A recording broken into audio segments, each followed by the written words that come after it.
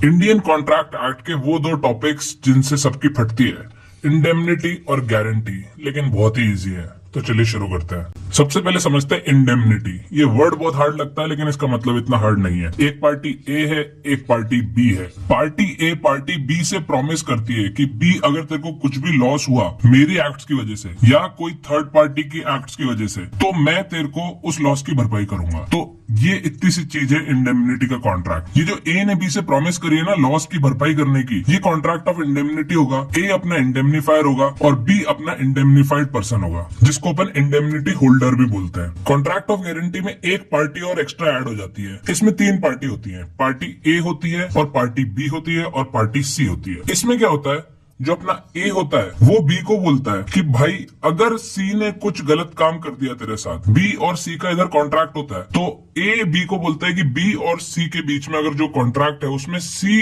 अगर कुछ लॉस कर देता है बी को, तो ए उसकी गारंटी ले रहा है। तो यहाँ पे ए क्या होगा, ए होगा अपना श्योरिटी। श्योरिटी क्यों? क्योंकि ये श्योरिटी दे रहा है। सी कौन होगा? Principal debtor. क्यों? क्योंकि वो प्रिंसिपल डेटर है बी का, और बी क्या है? क्रेडिटर। डेट कौन देता है? क्रेडिटर देता है। यहाँ पे मतलब एक्चुअली डेट नहीं दे रहा है, ये बस टर्मिनोलॉजी है। तो श्योरिटी प्रिंसिपल डेटर की जिम्मेदारी ले रहा है क्रेडिटर के सामने कि प्रिंसिपल डेटर ने अगर कुछ कांड कर दिया तो मेरी जिम्मेदारी है। तो गारंटी में दो कॉन्ट्रैक्ट हैं। जो कॉन्ट्रैक्ट ए और बी के बीच में है वो है कॉन्ट्रैक्ट ऑफ गारंटी। ये कॉन्ट्रैक्ट ऑफ गारंटी गारंटी किस चीज की दे रहा है कि बी और सी के बीच में जो कॉन्ट्रैक्ट है ना उसमें कोई दिक्कत नहीं होगी। जैसे कई बार होता है ना कि कोई बंदे को आप बोलते हो कि भाई इसकी गारंटी मैं लेता हूं, तू उसके साथ डीलिंग कर ले, अगर इसने कुछ करा लफड़ा तो मैं पूरी गारंटी ले रहा हूं। समझ गए इतनी सी बात से? तो ये होता है कॉन्ट्रैक्ट ऑफ गारंटी। इंडेमनिटी में क्या होता है, ए जो बंदा होता है वो या तो इसका खुद का ही डीलिंग हो रहा होता है बी के साथ, या थर्ड पार्टी की जब इंडेमनिटी लेता है तो इसका कुछ कमीशन वगैरह होता है या फिर कुछ प्रीमियम होता है वो इसको मिल रहा होता है। तो दोनों ही कॉन्ट्रैक्ट में, इंडेमनिटी के कॉन्ट्रैक्ट में और गारंटी कॉन्ट्रैक्ट में, ये हमेशा ध्यान रखना कि अपन इंडियन कॉन्ट्रैक्ट एक्ट पढ़ रहे हैं, तो ये इंडेमनिटी का कॉन्ट्रैक्ट है और ये गारंटी का कॉन्ट्रैक्ट है ये दोनों कॉन्ट्रैक्ट ही, क्योंकि इंडियन कॉन्ट्रैक्ट एक्ट चल रहा है। वो भूल मत जाया करो, कई लोग भूल जाते हैं कि कॉन्ट्रैक्ट चल रहा है सेक्शन 75 के बाद की कॉन्ट्रैक्ट था, ये याद ही नहीं रहता लोगों को। ये सब है कॉन्ट्रैक्ट ही। तो इन दोनों कॉन्ट्रैक्ट्स में कॉमन क्या है? इन दोनों कॉन्ट्रैक्ट्स में कॉमन ये है कि एक पार्टी दूसरी पार्टी के लॉस की जिम्मेदारी ले रही है, कि वो प्रॉमिस कर रही है दूसरी पार्टी को कि भाई लॉस नहीं होएगा तेरे को, हम जिम्मेदारी ले रहे हैं। इधर ये खुद की या थर्ड पार्टी की जिम्मेदारी ले रहा है और गारंटी में ये प्रिंसिपल डेटर की जिम्मेदारी ले रहा है स्पेसिफिकली। दूसरा जो एक सवाल उठता है सबके दिमाग में, कि अगर जो थोड़ा सोचते हैं उनके दिमाग में, जो सिर्फ ऐसे पढ़ते जाते हैं उनके तो कुछ सवाल नहीं उठते, जो थोड़ा सोचते हैं उनके दिमाग में सवाल उठता है कि अगर ये कॉन्ट्रैक्ट है, ये कॉन्ट्रैक्ट ऑफ इंडेमनिटी और ये कॉन्ट्रैक्ट ऑफ गारंटी है, तो कॉन्ट्रैक्ट में तो कंसिडरेशन जरूरी होता है। कंसिडरेशन के बिना कॉन्ट्रैक्ट वर्ड कॉन्ट्रैक्ट होता है, जो तीन एक्सेप्शन थे उनके अलावा, और वो तीन एक्सेप्शन में इंडेमनिटी और गारंटी तो थे नहीं। तो फिर इंडेमनिटी और गारंटी के कॉन्ट्रैक्ट में कंसिडरेशन क्या होती है? तो देखो, इंडेमनिटी के कॉन्ट्रैक्ट में तो ए और बी के बीच में डीलिंग हो रही है, तो जब ए खुद की जिम्मेदारी ले रहा है या खुद की कोई कंपनी वगैरह की जिम्मेदारी ले रहा है, तो इसका कुछ इंटरेस्ट होता है इस पूरे ट्रांजेक्शन में। जो बी के साथ ट्रांजेक्शन हो रहा है ना, जिस चीज से बी को लॉस हो सकता है, उस पूरे ट्रांजैक्शन में इसका है तो कुछ इंटरेस्ट होता है, तो वो कंसिडरेशन होती है। जब ये थर्ड पार्टी की जिम्मेदारी लेता है तब इसका कुछ कमीशन वगैरह होता है। तो इंडेमनिटी कॉन्ट्रैक्ट में तो ये कंसिडरेशन हो गई। गारंटी के कॉन्ट्रैक्ट में बी और सी के बीच में जो कॉन्ट्रैक्ट हो रहा है ना, अभी बी और सी के बीच में जो कॉन्ट्रैक्ट हुआ है क्रेडिटर और प्रिंसिपल डेटर के बीच में, तो सी को कुछ तो कंसिडरेशन मिली होगी। तो ये जो सी को कंसिडरेशन मिली है ना, इसी को अपनी श्योरिटी की कंसिडरेशन भी मानते हैं। जो प्रिंसिपल डेटर की कंसिडरेशन होती है वही श्योरिटी की कंसिडरेशन भी होती है। तो इंडेमनिटी और गारंटी दोनों के कॉन्ट्रैक्ट में कंसिडरेशन होती है, बस on the face of it ऐसे दिखती नहीं है।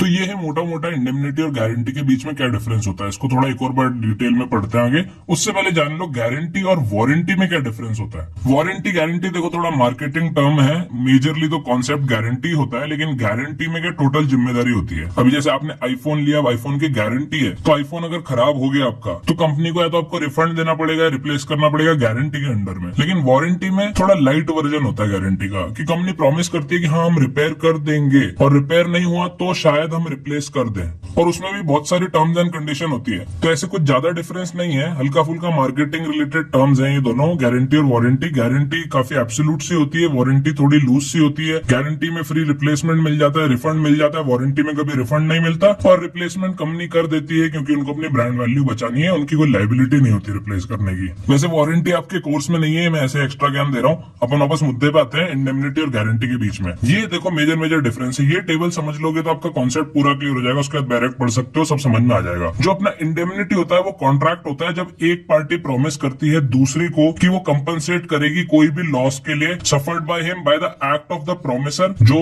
इंडेमनिटी दे रहा है, या फिर थर्ड पार्टी। तो इंडेमनिटी में दो ही पार्टीज होती है, एक इंडेमनीफायर होता है और एक इंडेमनिटी होल्डर होता है। Contract of indemnity has only two parties. Guarantee में एक कॉन्ट्रैक्ट होता है जिसमें पार्टी प्रॉमिस करती है दूसरी पार्टी को कि वो परफॉर्म करेगा कॉन्ट्रैक्ट या कंपनसेट करेगा लॉस। दो है चीजें इसमें ध्यान रखो, इधर सिर्फ कंपनसेशन है लॉस के लिए, इधर कॉन्ट्रैक्ट की परफॉर्मेंस की भी ऑब्लिगेशन सामने वाला ले रहा है। कॉन्ट्रैक्ट ऑफ गारंटी में तीन पार्टी होती है, एक श्योरिटी होता है जो प्रिंसिपल डेटर की जिम्मेदारी लेता है क्रेडिटर और प्रिंसिपल डेटर के कॉन्ट्रैक्ट के बिहाफ में। जैसा कि मैंने बताया, इंडेमनिटी में जो पर्पस है कॉन्ट्रैक्ट का वो सिर्फ to compensate for the loss है, लेकिन कॉन्ट्रैक्ट ऑफ गारंटी में अश्योरेंस देना है कि भाई तेरी प्रॉमिस फुलफिल होगी, या तो मैं प्रॉमिस फुलफिल करूंगा और मैं भी नहीं कर पाया तो फिर मैं कंपनसेट करूंगा लॉस के लिए। और जो सबसे ट्रिकी चीज है इंडेमनिटी और गारंटी के कॉन्ट्रैक्ट्स में वो है कि इंडेमनिटी में इंडेमनीफायर की जो रिस्पॉन्सिबिलिटी होती है वो प्राइमरी होती है, लाइबिलिटी जो होती है वो प्राइमरी होती है, लेकिन गारंटी में जो लाइबिलिटी होती है वो सेकेंडरी होती है।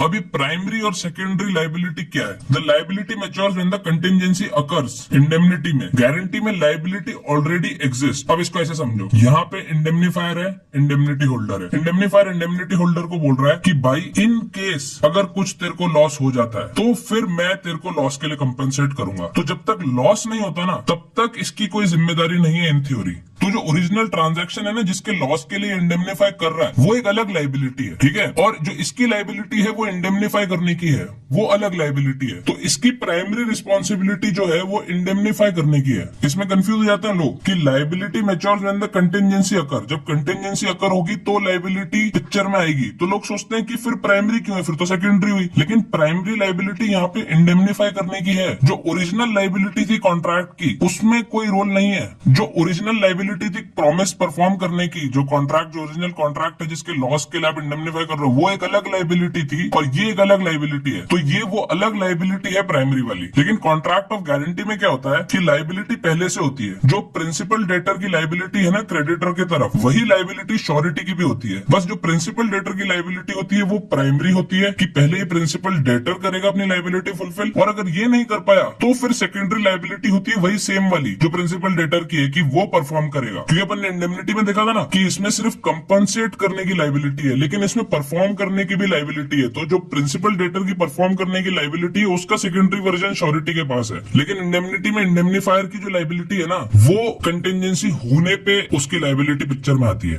तो कंटिंजेंसी जब हो जाएगी तब एक नई लाइबिलिटी आ जाएगी इंडेमनीफाई करने की, उसका प्राइमरी वर्जन इंडेमनीफायर के पास है। जिनको पहली बार में समझ में आ गया होगा उनको लग रहा होगा कि बार बार क्यों बता रहा है, लेकिन देखो कई लोगों को समझ में नहीं आता है। लेकिन आई होप कि समझ में आ गया होगा। मैं क्या ये वाली लाइन खा जाता ना और ये पूरा वीडियो बना देता तो भी किसी को कुछ नहीं पता पड़ता, लेकिन एक कंसेप्चुअल क्लैरिटी अलग ही चीज होती है, वो आ जाती है तो फिर सब कुछ आप पढ़ सकते हो। इसमें कंसेप्चुअल क्लैरिटी आपको एक बार आ गई ना इंडेमनिटी गारंटी की, तो फिर आप डायरेक्ट खोल के पढ़ो, आपको सब समझ में आ जाएगा। तो आ गई होगी कंसेप्चुअल क्लैरिटी।